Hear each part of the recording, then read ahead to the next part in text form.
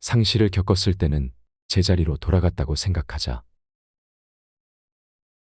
상실을 겪었을 때는 결코 잃어버렸다고 생각하지 말고 돌려주었다고 생각하는 버릇을 들이자. 자식을 잃었는가? 자식은 제자리로 돌아간 것이다. 여인을 잃었는가? 그 여인은 제자리로 돌아간 것이다.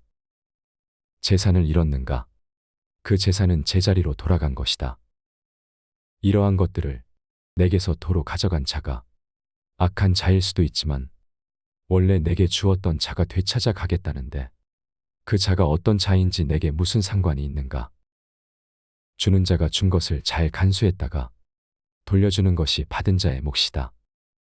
이는 숙소를 찾은 나그네가 자기가 든 방을 잘 사용하고 난 뒤 돌려주는 것과 마찬가지다. 안으로의 자유. 안으로의 자유를 얻기 위해 가장 중요한 것은 내 힘으로 할 수 있는 것과 내 힘으로 할 수 없는 것을 철저히 구분하는 것이다.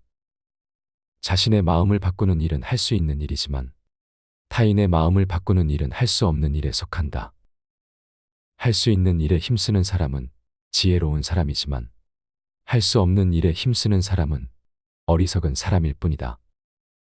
우리의 통제 범위를 벗어난 것에 대해서는 무관심하고 결코 흔들림이 없어야 한다. 누구를 부러워하거나 시기를 할 필요가 없다. 내 힘으로 이길 재간이 없는 겨루기에 절대 뛰어들지 않는다면 패배자가 되는 일이 없을 것이다. 그러니 나보다 명예가 더 높은 자, 더 큰 권력을 가진 자, 나보다 더 유명한 자 등을 보았을 때 겉으로 드러난 모습만 보고 괜한 경쟁심에 사로잡히는 일이 없도록 경계하라. 진정으로 선하고 좋은 것을 가질 수 있는 권한이 내게 있다면 누구를 부러워하거나 시기할 필요도 없다. 큰 권력이나 높은 지위를 가진 자가 되고 싶어 하기보다는 자유로운 자가 되기를 원하게 될 것이기 때문이다. 이런 태도를 가질 수 있는 방법은 단 한 가지다. 내 권한에 해당하지 않는 것을 무시해야 한다. 보다 나은 인간이 되기 위해 노력하고 또 노력하라. 더는 지체하지 말고 지금부터 당장 인간으로서 최고의 존엄과 가치를 실현하고 이성에 반하는 행동은 절대 삼가는 일에 착수하라. 이미 우리에게 주어진 철학 원칙은 잘 알고 있다. 그런데도 아직까지 어떤 스승을 기다리며 자신의 잘못된 점을 고치는 일을 미루기만 하고 있을 것인가? 당신은 이제 아이가 아니라 다 큰 성인이다.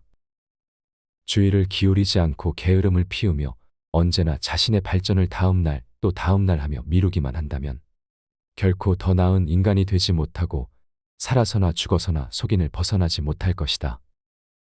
자신의 삶을 소중히 여기고 성숙한 성인으로서 발전하라.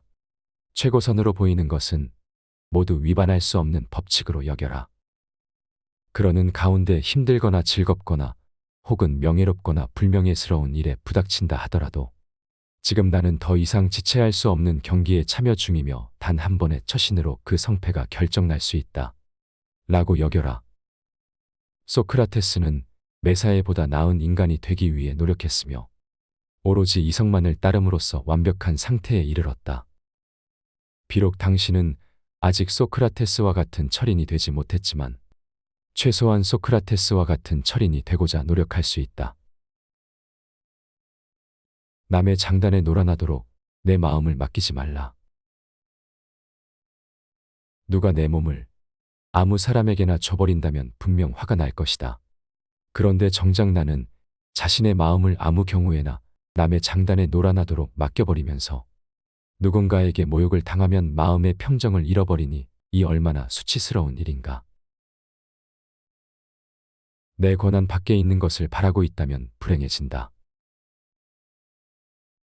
사람의 마음속에는 두 가지 바람이 있다.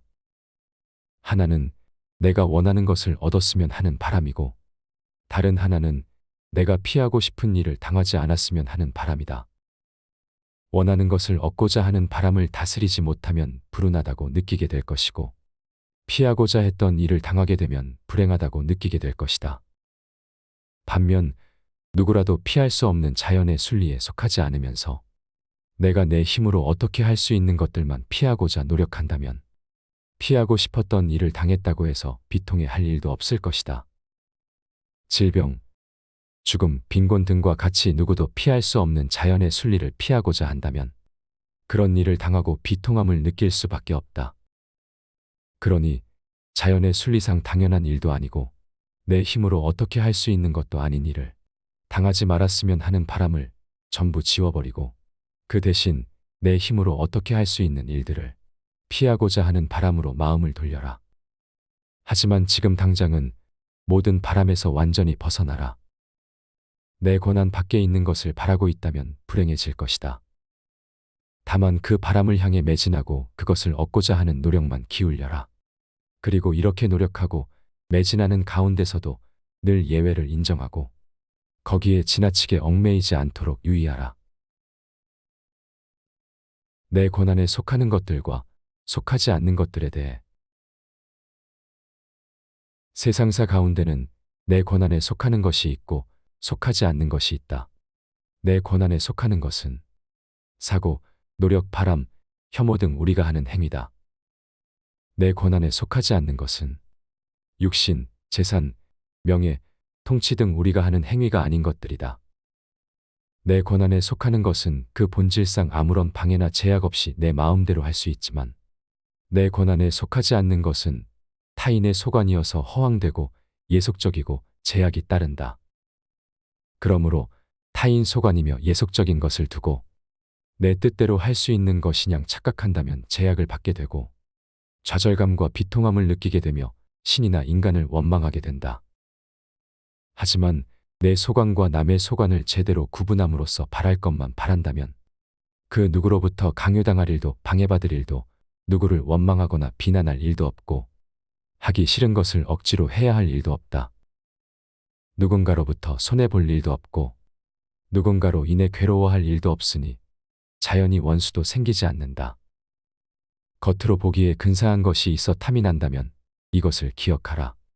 그러한 것들은 적당하게 노력한다고 다 가질 수 있는 것이 아니기에 어떤 것들은 완전히 포기해야 할 줄도 알고 어떤 것들은 현실을 위해 뒤로 제쳐놓을 줄도 알아야 하는 법이다. 내 뜻대로 가질 수 없는 것을 탐하거나 부귀영화를 바라는 마음이 들 때도 마찬가지다. 내 소관에 속하지 않는 이러한 것들을 탐하고 쫓느라 내 소관에 속하는 것들을 놓칠 수 있고 그로 인해 내게 진정한 자유와 행복을 가져다 줄 수 있는 것들도 정작 놓쳐버릴 수 있다. 뭐든 겉이 번지르르한 것을 보고 마음이 흔들릴 때마다 이것은 겉으로 드러난 모습일 뿐 완전한 실체가 아니라고 생각하는 습관을 만들어야 한다. 그 다음에는 자신이 신봉하는 원칙에 따라 따져봐야 한다. 제일 먼저 따져봐야 할 중요한 원칙은 이것이 과연 내 뜻대로 할 수 있는 것이냐 아니냐이다. 만약 내 뜻대로 할 수 있는 것이 아니라면 내 이성으로 하여금 이것은 나와 아무 상관없는 것이라며 무시하도록 하라. 어떤 일에 임하기 전에 그 일이 어떤 일인지 그려보라. 어떤 일에 임하기 전에 그 일이 어떤 일인지 먼저 머릿속에 그려보라. 예를 들어 목욕탕에 갈 일이 있다면 먼저 목욕탕에서 어떤 사람들로 인해 어떤 일들을 겪게 될 것인지 머릿속에 그려보라. 목욕탕에 가면 물을 튕기는 사람도 있고 밀치는 사람, 짜증나게 하는 사람, 남의 물건을 훔치는 사람 등도 있을 것이다. 따라서 목욕을 하되 사람다운 태도를 유지하며 원하는 것을 지키도록 주의하겠다고 다짐을 하면 보다 평안하게 목욕을 마칠 수 있을 것이다. 어떤 행동을 하든지 이와 같은 태도로 임하라. 목욕탕에서와 같은 일들로 방해를 받게 되면 내가 하려던 일은 목욕뿐만이 아니라 사람다운 태도를 지키며 원하는 것을 잃지 않도록 주의하고 조심하는 것이라는 사실을 자신에게 계속해서 상기시켜야 한다. 내가 어떤 일을 당해서 누군가에게 짜증을 낸다면 이는 마음먹은 바를 제대로 지키지 못했다는 증거라고 생각할 수 있다. 나를 모욕하는 사람에게 보다 너그러워질 수 있다. 다른 사람으로부터 억울한 누명을 썼거나 비난을 받을 때는 그 사람은 그게 옳다고 생각해 그렇게 행동하거나 말을 하는 것임을 기억하라. 그들은 내 입장에서 생각할 수 없고 다만 자신의 입장에서만 생각할 뿐이다. 그들이 보기에 잘못이라고 생각되면 그들은 피해의식을 가지게 되고 결과적으로 자기 자신을 기만한 셈이 된다. 누가 어떤 진실을 두고 거짓이라고 여긴다면 그로 인해 손해를 보는 것은 그 진실이 아니라 거짓이라고 여긴 사람 자신이기 때문이다. 이런 식으로 생각해 보면 나를 모욕하는 사람에게 보다 너그러워질 수 있다. 그런 일이 있을 때마다 그 사람의 입장에서는 그렇게 보였나 보다 하고 받아들일 수 있기 때문이다.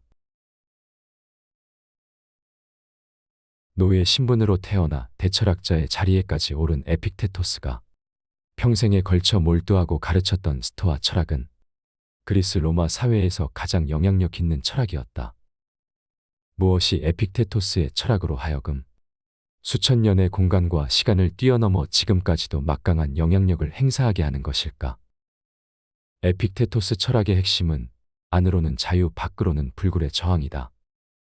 안으로의 자유를 얻기 위해 에픽테토스가 가장 강조한 것은 내 힘으로 어떻게 할 수 있는 것과 내 힘으로 어떻게 할 수 없는 것을 철저히 구분하는 것이다.